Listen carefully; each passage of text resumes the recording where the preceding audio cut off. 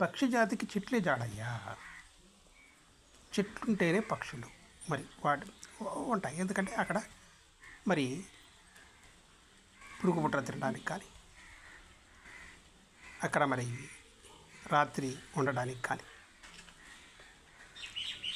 పగటి పూట వేటకు పోయి రాత్రి అక్కడ ఉండడానికి కానీ, ఏదన్నా కానీ పక్షి జాడ అంటే చెట్లే.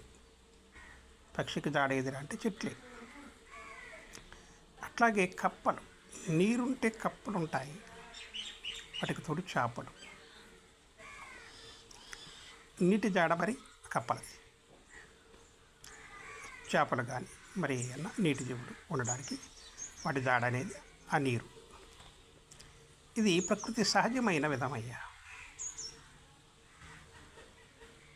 చెట్లుంటే పక్షులు ఉంటాయి తప్పకుండా. మరి నీటి చెరువులున్నా నీరున్నా అక్కడ ఏదన్నా గుంటల్లో తప్పకుండా కప్పలు కానీ చేపలు కానీ ఉంటాయి. వాటి జాడవి. ప్రకృతి సహజం అది. నువ్వు మనిషివి, నీకు జ్ఞానం ఉంది, విజ్ఞానం ఉంది, విచక్షణ అయ్యా, పాండిత్యం, మేధావిని అంటావు కదా.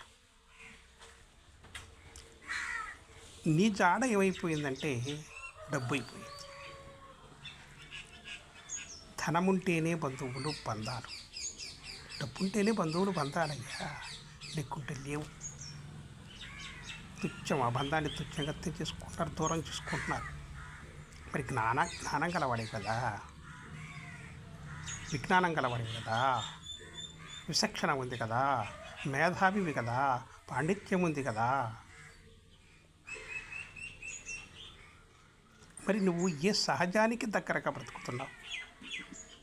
మనిషికి నువ్వు విలువనిస్తున్నావా? మనిషివి మనుషులను గౌరవిస్తూ నీకు గౌరవాన్ని పొందుతూ నువ్వు బ్రతుకుతున్నావా?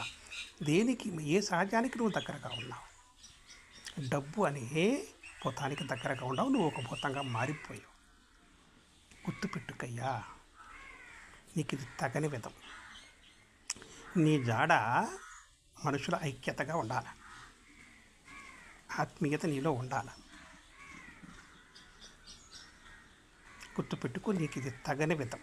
డబ్బు భూతానికి దగ్గరగా నువ్వు ఒక భూతంగా మారిపోవటం అనేది మానవ సహజమయ్యేది కాదు. నువ్వు ఏ సహజానికి దగ్గరగా లేవు అంతే. గుర్తుపెట్టుకో, మనిషిగా నువ్వు చచ్చిపోయావు. వ్యర్థం జీవితం, ఇంతే.